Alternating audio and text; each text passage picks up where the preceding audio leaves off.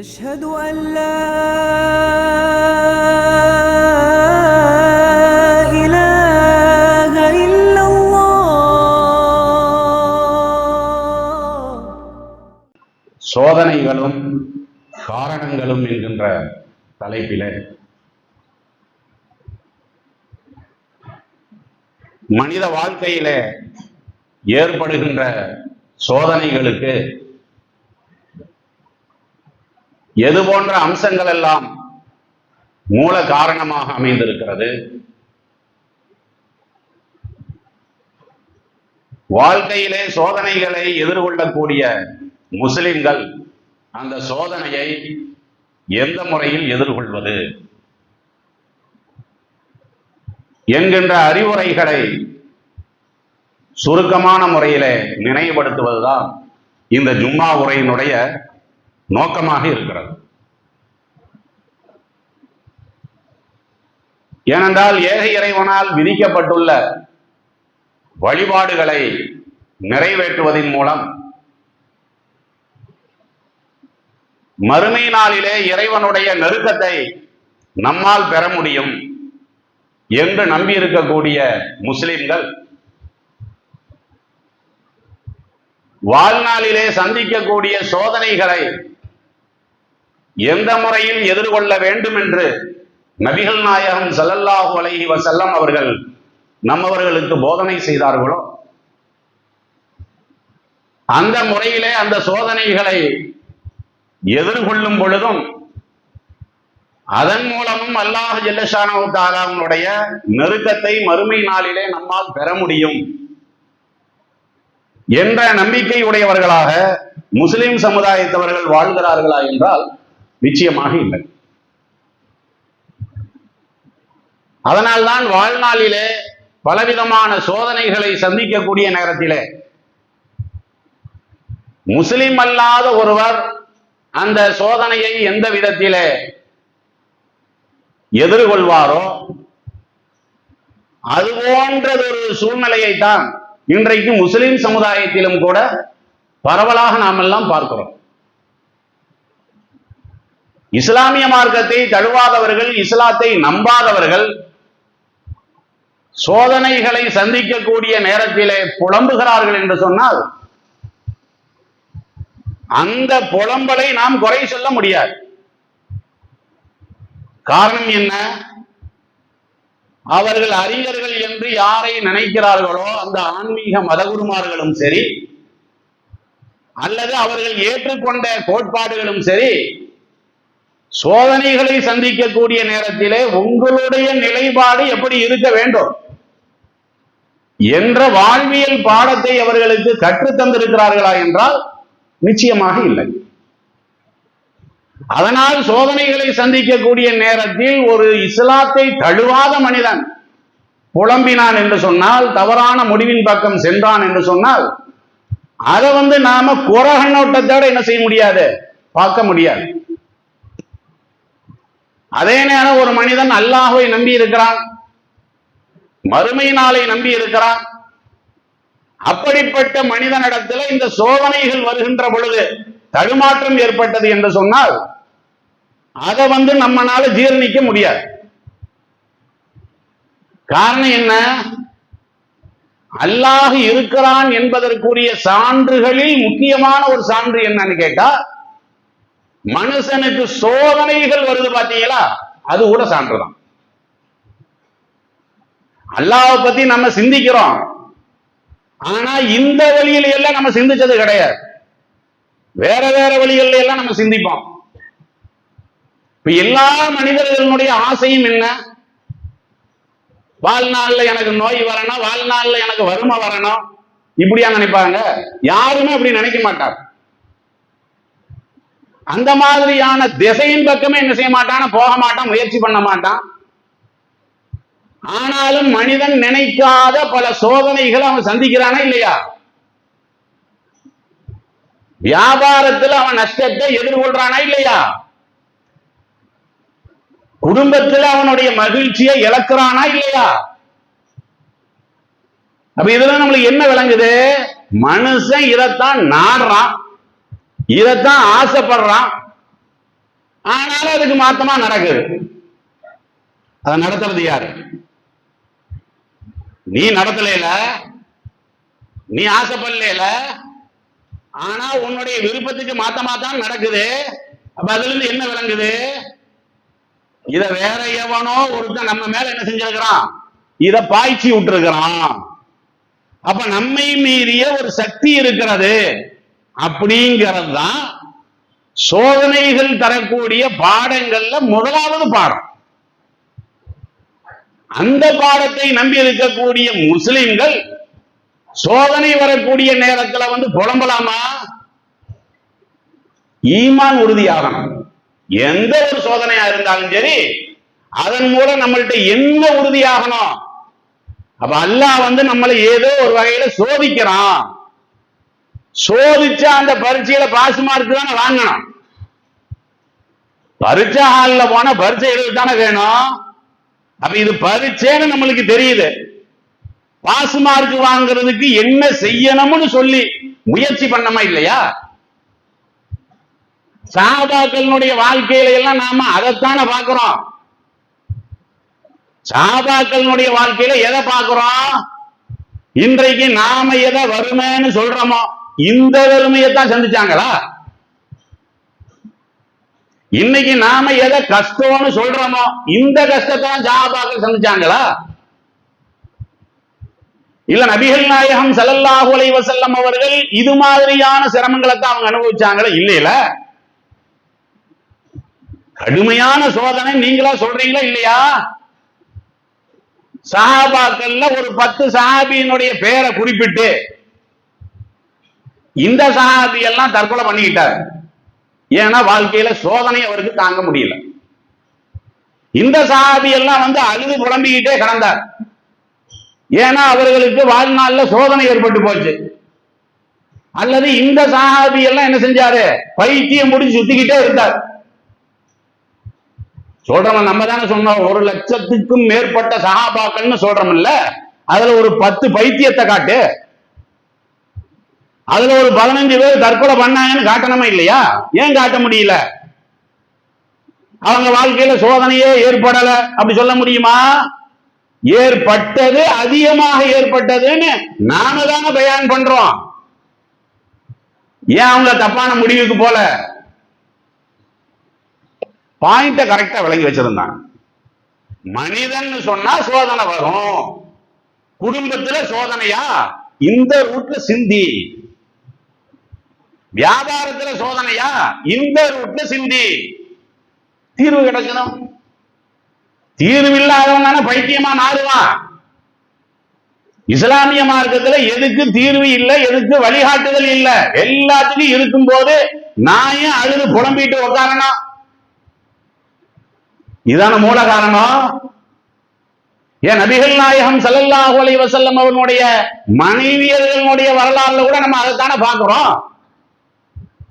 பொதுவாக பெண்கள் என்று சொன்னால் எதையுமே ஜீர்ணிப்பாங்க.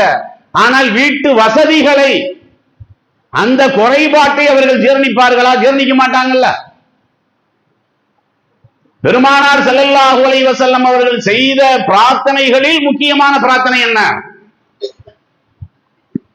அதை நம்ம கேள்விதான் படுவோம், ஆனா செய்ய வேண்டிய அவசியமே இருக்காது. அல்லாஹும்ம ஆத்தி முஹம்மதன் கூத்தா. ரசூல் ஸல்லல்லாஹு அலைஹி வஸல்லம் அவர்கள் செய்த பிரார்த்தனைகள்ல இது ஒரு பிரார்த்தனை. என்ன பிரார்த்தனை? அல்லாஹும்ம ஆத்தி ஆல முஹம்மத், இந்த முஹம்மது ஸல்லல்லாஹு அலைஹி வஸல்லம் அவர்களுடைய குடும்பத்தாருக்கு நீ கொடுப்பாயாக. எதை? கூத்துனா என்ன? கூத்து கூத்து சத்தான சாப்பாடு, வேற ஒண்ணு இல்லை. என் வீட்டுக்கு ஏசிய கொடு, எனக்கு 2 அடுக்கு மாடிய கொடு, நான் பயணிக்கிறதுக்கு பெரிய வாகனத்தை கொடு, நான் அன்றாடம் போட்டுடுத்துவதற்கு ட்ரெஸ் கொடு. இதெல்லாம் ரசூலுல்லாஹ் கேட்டதில்ல. எதை கேட்கிறாங்க? சத்தான சாப்பாடு. சும்மா எப்ப பார்த்தாலும் இந்த கோதுமையை ஊதி ஊதி சாப்பிட்டுட்டு இருக்கா இல்லையா? காடியை குடிச்சுக்கிட்டு, காடின்னு என்னது? ஊறுகாய் கெட்டு போகாம இருக்கிறதுக்காக வேண்டி ஊத்துவான் பாத்தீங்களா? ஊறுகாய் வாங்கி வச்சீங்கன்னா 1 வருஷமும் கெடாது. ஏன் கெடாது? அது கெடாம இருக்கிறதுக்கு அதுல ஒரு கெமிக்கல் மாதிரி ஒண்ணு இருக்கும், காடி. இதுதான் நம்ம சாப்பாடு. சொன்னாங்களா இல்லையா? வாரத்தில் என்னுடைய வீட்டிலே 2 நாட்கள் அடுப்பே எரியாமல் இருக்கிறது என்று எந்த முஸ்லிமாவது, எந்த ஒரு மனிதனாவது இன்றைய காலத்திலே சொல்ல முடியுமா? அடுப்பு பத்துறதுக்கு வழி இல்லைங்க, சொல்ல முடியுமா? அதான் ரேஷன் கடையிலே தூக்கி கொடுக்கிறான. நாம இல்ல இல்ல இல்ல இல்லன்னு சொல்றது என்னப்பா இல்லன்னு கேட்டா ஏசி இல்ல, வேற ஒண்ணு இல்ல. எங்கிட்ட இல்ல, என்ன இல்லன்னா எங்க வீட்டுல ஏசி இல்ல, எங்கிட்ட ஆப்பிள் போன் இல்ல. இதத்தான் நம்ம சொல்லுவோமே தவிர உடுத்துவதற்கு உடை கிழிஞ்சு போயிருக்குன்னு நினைக்காம நம்ம துவா செஞ்சிருக்கிறோமா? அன்னை ஆயிஷா ரலியல்லாஹு அன்ஹா அவர்கள் சொன்னாங்களா இல்லையா? ரஅல் ஹிலால சும்மல் ஹிலால வ சும்மல் ஹிலால, முதல் பிறையை பார்ப்போம், 2ஆம் பிறையை பார்ப்போம், 3ஆம் பிறையை கூட பார்த்து விடுவோம். ஆனால் வமா ஊகிது பி அபியாத்தி ரசூலுல்லாஹி ஸல்லல்லாஹு அலைஹி வஸல்லம், ரசூலுல்லாஹ்வுடைய வீட்டில் அடுப்பு பத்தப்பட்டிருக்காது, அடுப்பு எரிஞ்சிருக்காது. 3 பிறையை நாங்க பார்ப்போம், கரெக்டா தவறாம அது வந்துட்டு போகுது. ஆனா எங்க வீட்டுல என்ன இல்ல, அடுப்பு பத்துறதுக்கு வழி இல்லைங்கிறாங்க. சொன்னாங்களா இல்லையா? இவ்வளவு பெரிய சிக்கல்ல நான் இருக்கும் போது எனக்கு ஏன் வட்டிகாரம்?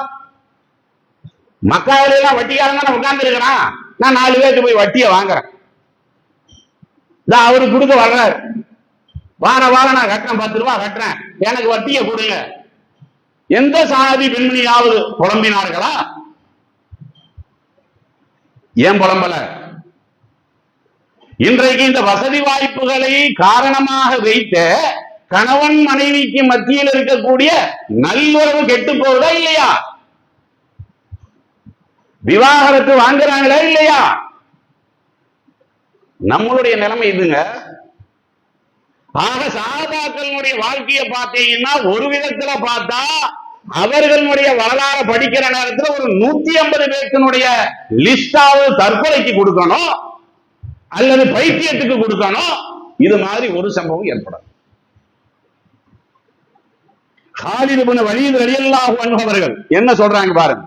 யாஹுல் இஸ்லாம், இஸ்லாமியர்களே, இன்ன சபர இஸ்ஸுன், பொறுமையாக இருப்பது இருக்கிறதே அதான் கண்ணியம். உன்னுடைய கண்ணியம் எதுல இருக்குதுன்னு கேட்டா, வாழ்நாள்ல ஏதாவது சோதனை ஏற்படுகின்ற நேரத்துல நீ கடைபிடிக்கிற பாத்தியா பொறுமை. இப்ப நீ பேசுவ மைக்கில் நின்று பொறுமை பொறுமை பேசுவ, பொறுமையை எதிர்கொள்ளக்கூடிய சூழ்நிலை வந்தால் அந்த நேரத்துல நீ புலம்பறையா பொறுமையோட இருக்கிறையா? பொறுமை என்பது கண்ணியம். வைன்னல் ஃபஸல அஜ்ஸுன், வாழ்க்கையில சோதனை ஏற்படக்கூடிய நேரத்தில் துவண்டு போறீங்கள, அதான் விரக்தி. வைன்னமா ஸப்ரின் நஸ்ர, பொறுமையோடு யார் இருக்கிறார்களோ அவர்களுக்கு தான் இறைவனுடைய உதவியும் இருக்கும் என்று நீதான் சொல்ற. அப்ப வாழ்க்கையில சோதனை ஏற்படக்கூடிய நேரத்தில் உங்ககிட்ட அந்த துவண்டு போகக்கூடிய சூழ்நிலை ஏற்படுது. யார் சொன்னா? சஹாபாக்கள் சொல்றாங்க. அதே மாதிரி யஹ்யா இப்னு முஆத் என்பவர் சொல்கிறார், குஃபத்தில் ஜன்னாபில் மகாரிஹ், சொர்க்கம் இருக்கிறது சிரமமான கட்டளைகளை கொண்டுதான் எழுப்பப்பட்டிருக்கிறது. சொர்க்கம் உனக்கு வேணுமா வேணாமா? வேணும் இல்ல? சொர்க்கம் உனக்கு வேணும்னு சொன்னா சொர்க்கத்தை சுத்தி சிரமம் தான் இருக்கும். இதை தாங்கணும், இதை எதிர்கொள்ளணும், இதை இழக்கணும். இதுக்கு நீங்க தயாரா இருங்க. ஒட்டுமொத்தமா முஸ்லிம் சமுதாயத்துக்கு என்ன செய்யறார் அவர் சொல்றார். ஆனால் வாங்கிட்ட தக்கவா ஒரு முஸ்லீம் இப்படி இருக்கணும். நீங்க என்னன்னா சோதனைன்னு சொன்னாவே வெறுக்கிறீங்க. அதே மாதிரி ஹுஃபத்தின் நார்பி சஹவா, இந்த மனோ இச்சை இருக்குது பாத்தீங்களா, பேரின்பம், அதன் மூலமாக நரகம் சூழப்பட்டிருக்கிறது. நீங்க என்ன பண்றீங்கன்னா அந்த தத்துலுபுஹா, அதை நோக்கிதான் நீங்க ஓடிட்டு இருக்கிறீங்க. எதை தேடணுமோ அதை நீங்க தேடல, எதை விட்டு ஓடணுமோ அதை விட்டு நீங்க ஓடல. இந்த போதனையெல்லாம் யார் சொல்றா? எல்லா சஹாபாக்கள் சொல்றாங்க, அறிஞர்கள் சொல்றாங்க. சமர்கந்து என்று சொல்லப்படக்கூடிய ஒரு அறிஞர் கூட சொல்றார். என்ன சொல்றார்? ஏலம் நீங்கள் அறிந்து கொள்ளுங்கள், இன்னல் அபுதலா யுதிரிக்கும் அஞ்சிலத்தல் அஹ்யார். எந்த ஒரு அடியானும் சிறந்தவர்களுடைய அந்தஸ்தை பெறவே முடியாது. எப்ப பெற முடியும்? இல்லா பிஸ்ஸப்ரி அல சித்தத்தி வல்லதா. நோயினுடைய நேரத்துல, வாழ்க்கையில கடுமையான சோதனையினுடைய நேரத்துல பொறுமையை கடைபிடிக்காமல் நல்லோர்களுடன் நீங்கள் மறுமை நாளிலே இருக்க முடியும் என்று நீங்கள் நினைக்கிறீர்களா? கேட்டாங்களா இல்லையா? இந்த உரம் ஊட்டுவதற்குத்தான், இந்த ஒரு அழுத்தத்தை ஊட்டுவதற்காகத்தான் ஜும்மா உரைகள், சடங்கிற்காக வேண்டி அல்ல. ஈம சடங்குன்னு சொல்லுவாங்க, சில சடங்கு பண்ணிக்கிட்டே இருப்பான். ஏன் பண்றான்னு பண்றவனுக்கும் தெரியாது, அதுல பங்கெடுக்கிறவனுக்கும் தெரியாது. ஜும்மா உரைங்கிறது அதான். இதுக்குதான் ஜும்மா உரையை ரசூல் ஸல்லல்லாஹு அலைஹி வஸல்லம் அவர்கள் ஏற்பாடு பண்ணாங்களா? ரீசார்ஜ் பண்ண, ஈமான ரீசார்ஜ் பண்ண, எந்தெந்த விஷயத்துல எப்படி எல்லாம் ரீசார்ஜ் பண்ணணுமோ அந்த விஷயம் ஜஜ்ஜிது ஈமானுக்கும் ரசூலுல்லாஹ் சொன்னாங்களே, உங்களுடைய ஈமானை ரீசார்ஜ் பண்ணுங்கன்னு. ரீசார்ஜ் பண்ணமா இல்லையா? உரைகளை கேட்டு இயன்றவரை அந்த உரையை நம்மளுடைய வாழ்நாளிலே நடைமுறைப்படுத்த வேண்டும் என்ற குறைந்தபட்சம் அந்த எண்ணத்தையாவது வைக்கணுமா இல்லையா? இப்படியெல்லாம் போதிக்கப்பட்ட இஸ்லாமிய மார்க்கத்தை தழுவி இருக்கக்கூடிய நம்மவர்கள்ட்ட சோதனைகள் வரக்கூடிய நேரத்தில் பலவிதமான சூழ்நிலைகளை பார்க்கிறோம். சில பேர்த்த நீங்க கேட்கலாம், பார்க்கலாம், அவர்களுடைய வாயில எப்ப பார்த்தாலும் நல்ல வார்த்தையா வராது. வியாபாரம் எப்படி பாய், அதெல்லாம் கைப்பிடிச்சு நிக்க முடியாது, ஒரு நஷ்டம். வியாபாரம் எப்படின்னு கேட்டா போதும், எப்ப பார்த்தாலும் சம்பளம் கொடுக்கறதுக்கே வழி இல்லை, உனக்கு சம்பளம் கொடுக்கறதுக்கே வழி இல்லையில, என்னதுக்கு வேலைக்கு ஆள் வச்சிருக்க சொல்லு. நீதான் புலம்பர சம்பளம் கொடுக்கறதுக்கே வழி இல்லை, அப்புறம் என்னது உனக்கு வேலைக்கு ஆள்? உன் தகுதிக்கு தகுந்தமா நட. இது எதுக்கு? நான் அப்படி புலம்புற, நானும் வருமாதான், நானும் கஷ்டப்படுறேன், நல்ல விஷயத்துல சொல்ல மாட்டேன். நீங்க ஒரு கஷ்டத்தை சொன்னீங்கன்னு வைங்களேன், பா இதாவது பரவாயில்ல, போன மாசம் நம்மளுக்கு வந்துச்சு பாருங்க ஒரு முசீபத்து அப்படின்னு அவன் கதையை ஆரம்பிச்சிருவான். அப்போ உன்னுடைய வாழ்நாள் முழுவதும் அல்லாஹ் முசீபத்தையே தான் இறக்கி வச்சுக்கிட்டு இருக்கான். இறைவன் என்பவன் கருணையாளன் கிடையாது, மத்தவன் நம்புற மாதிரி இறைவன் என்பவன் அரக்கன். அப்படியா? நீதானு சொல்ல ரஹ்மான்னு, ரஹ்மானுக்குள்ளத வெளியே சொல்லு. இறைவன் உங்களுக்கு செய்த அருளை வெளிப்படுத்துவதைத்தான் விரும்புகிறான் என்று பெருமானார் ஸல்லல்லாஹு அலைஹி வஸல்லம் சொன்னாங்களே இல்லையா? அப்ப எப்ப என்னத்தை கேட்டாலும் அப்படிதான். பாய் குடும்பம் எப்படி போகுது? கல்யாணம் பண்ணாமே இருந்திருக்கலாம். குடும்பம் எப்படி போகுதுன்னா அது எப்படி போகுதுன்னு சொல்ல வேண்டியதானே. இப்படி கேட்டா அதுக்கு கல்யாணமே பண்ணாம இருந்துக்கலாங்க, ஒரே முசீபத்து, பயங்கரமான சண்டை, குடும்பத்துல நிம்மதி இல்லை, வியாபாரத்துல நிம்மதி இல்லை. பாக்குறீங்கல்ல, இதுதான் புலம்புறதுங்கிறது. சும்மா வெறுமனே இப்படி புலம்பிக் கொண்டேதான் இருப்பார். இது மாதிரியான சூழ்நிலைகள் எல்லாம் இன்றைக்கு பல குடும்பத்துல நம்ம பாக்குறோமே இல்லையா?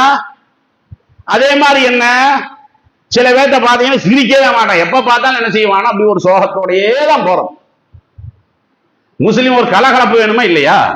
பார்த்தவன புன்னகிக்கணுமா இல்லையாங்க? எப்ப பார்த்தாலும் என்ன செய்வான், அவன் மூஞ்சி என்னமோ ஒரு முசீபத்து பிடிச்சி மூஞ்சிலேயே ஒட்ட வச்ச மாதிரி எப்ப பார்த்தாலும் என்ன செய்யறது? இல்லைன்னா பள்ளிவாசல அப்படி பயங்கரம் அப்படி உட்காந்துக்கிட்டு இப்படிதான் வழிகாட்டினாங்களா ரசூலுல்லாஹ்?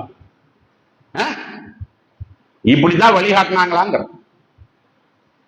நான் யாருக்கு ஆசிரியன்? என் மகனுக்கு ஆசிரியன் இல்லையா? என்னுடைய கோழைத்தனம், என்னுடைய இந்த சோம்பேறித்தனம், என்னுடைய இந்த பலவீனம் இருக்கிற என்னுடைய மகனுக்கு தாவக்கூடாது இல்லையா? பரவாயில்லடா, இப்படி ஒரு சோதனை வந்துச்சுன்னா இதை இப்படி எதிர்கொள்ளு என்று நான் எதிர்கொண்டால் என்னுடைய மகன் இருக்கிறான அவன் தந்தையை பார்ப்பான். பரவாயில்ல, இப்ப எங்க வாப்பா இந்த விஷயத்துல என்ன செய்யறாரு, அவ்வளவு துணிவா இருந்தாரு, நஷ்டங்கிறாரு, அவர் பாடி சிரிச்சுக்கிட்டே போறாரு, சின்னதுல இருந்தே பக்குவப்படுவான் அவன்.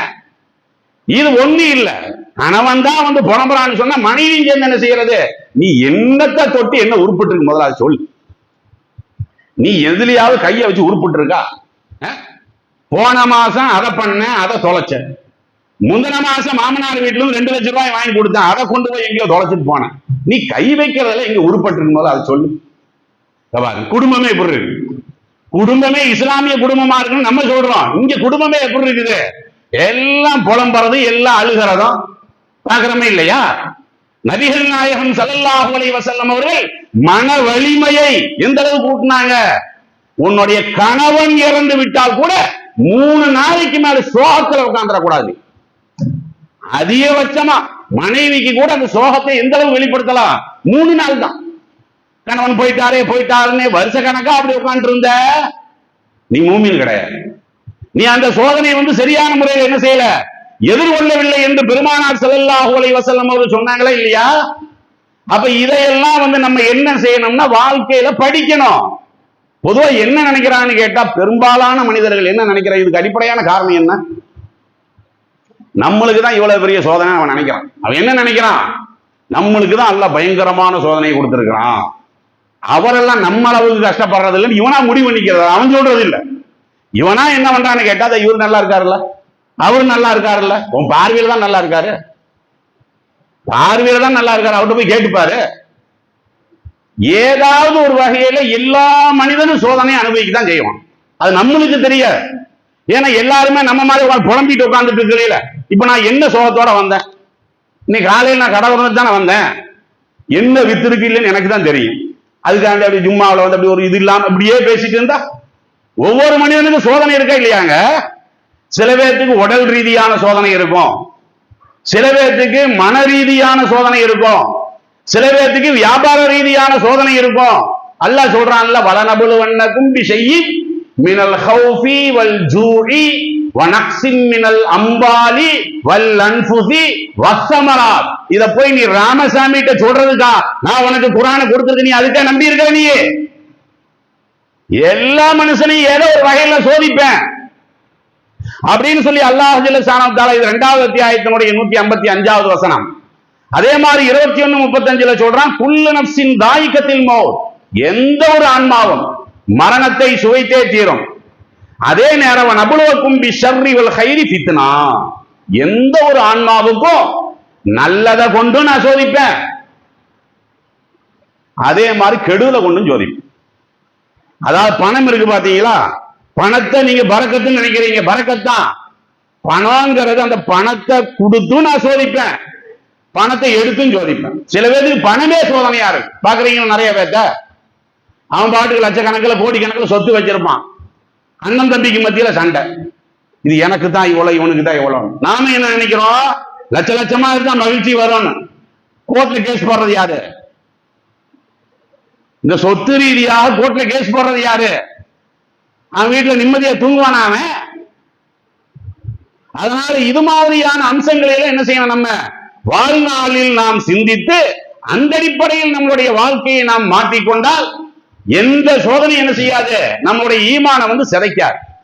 அதனாலதான் இதுக்கு ஊக்கம் தர்ற மாதிரி ரசூல் என்ன சொன்னாங்க, மா யுசீபுல் முஸ்லிம மின் நஸபின் வலா வஸபின் வலா ஹம்மின் வலா ஹுஸ்னின் வலா அதன் வலா ஹம்மன். ஒரு மூமினுக்கு ஏற்படக்கூடிய எந்த சோதனையா இருந்தாலும் சரிதான், அது உடல் சோதனையா இருந்தாலும் சரிதான், மன ரீதியான சோதனையாக இருந்தாலும் சரிதான், எந்த வகையான சோதனையா இருந்தாலும். ஒரு முள்ளு குத்திருச்சு உங்களுடைய காலில், முள்ளு குத்திருச்சு, இதையெல்லாம் நீ சோதனை நினைக்காத. காரணம் என்ன? உன் பாவத்தால் அழிக்க, பாவத்தை அழிக்கணும் இல்ல, பாவத்தை அழிக்கிறதுக்கு நம்ம தௌபா செய்யணும் இல்ல, தௌபா செய்யல. அல்லாவே என்ன செய்யறான், நீ வாழ்நாள்ல ஏகப்பட்ட பாவத்தை பண்ணி இருக்கிற, இந்த பாவத்தோடயே நீ மோத்தா போயிட்டேன்னா மறுமையில் நரகத்துக்கு தான் போவ.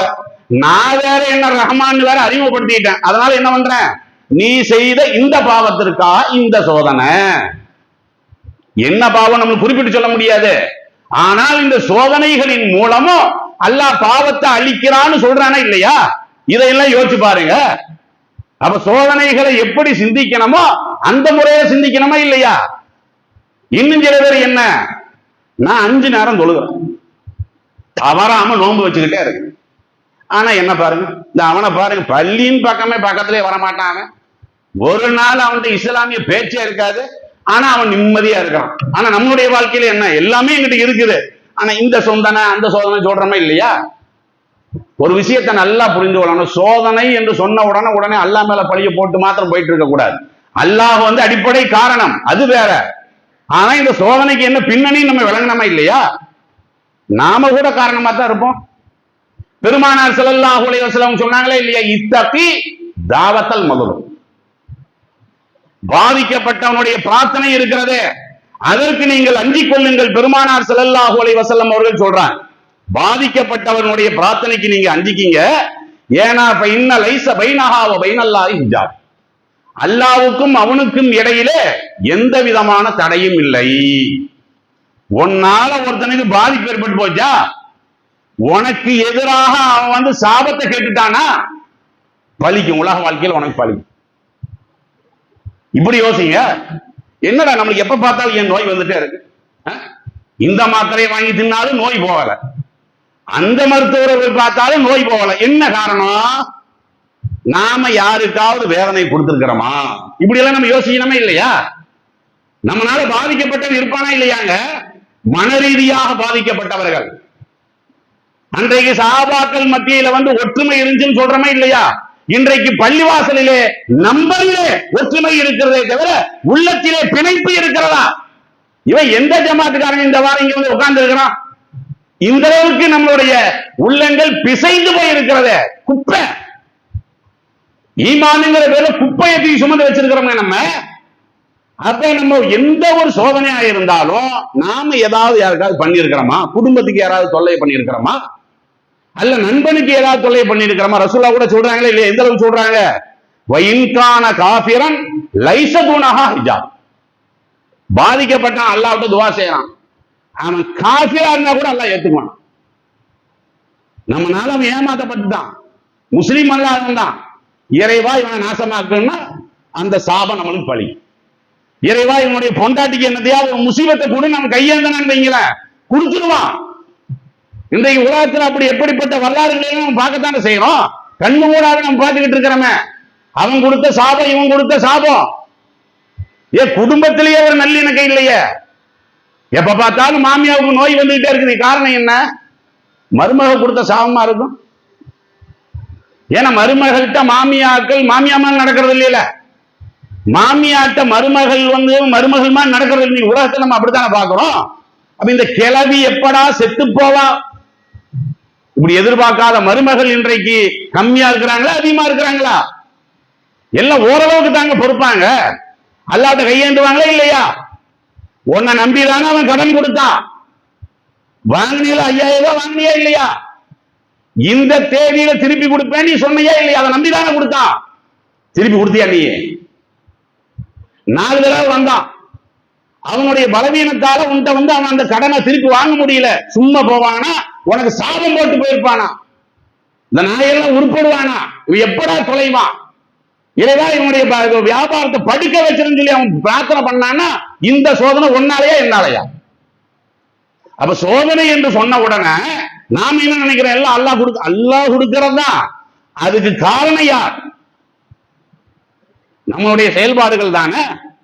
அப்படியே திருமறை குர்ஆன்ல அல்லாஹ் ஜல்ல ஷானஹு சொல்லவும் தானே செய்யறான். வமா அஸாபக்கும் மின் முஸீபா ஃபபிமா கஸபத் ஐதீக்கும் 42வது அத்தியாயத்தினுடைய 30வது வசனத்தை பாருங்க. உலகில எந்த ஒரு சோதனை உங்களை தாக்கினாலும் அது நீங்க சம்பாதிச்சுக்கிட்டதுதான். நீ ஏன் மேல வழிய போட்டு நீ தப்பிச்சுட்டு இருக்கிற, நீயும் காரணமா இருப்ப.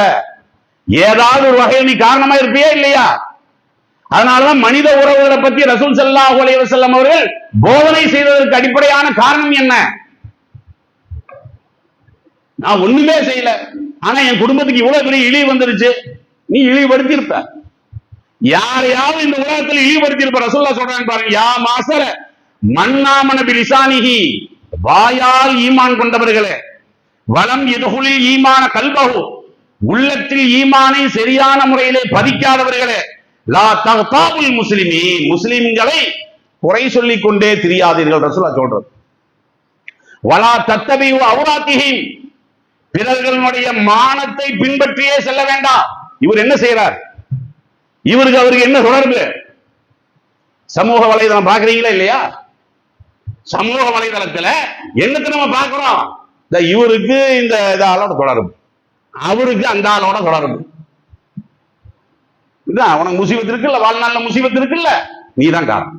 அது எந்த ரசூல் ஸல்லல்லாஹு அலைஹி வஸல்லம் சொல்றாங்க, ஃபைன்னஹு மன் கத்தப அவ்ரத அஹீஹில் முஸ்லிம் கத்தப அல்லாஹு அவ்ரதஹு, யாருடைய மானத்தையாவது நீங்கள் தோண்டிக் கொண்டே இருந்தால் ஓ மானத்தை அல்லாஹ் தோண்டிடுவான். அவ்வளவுதான்.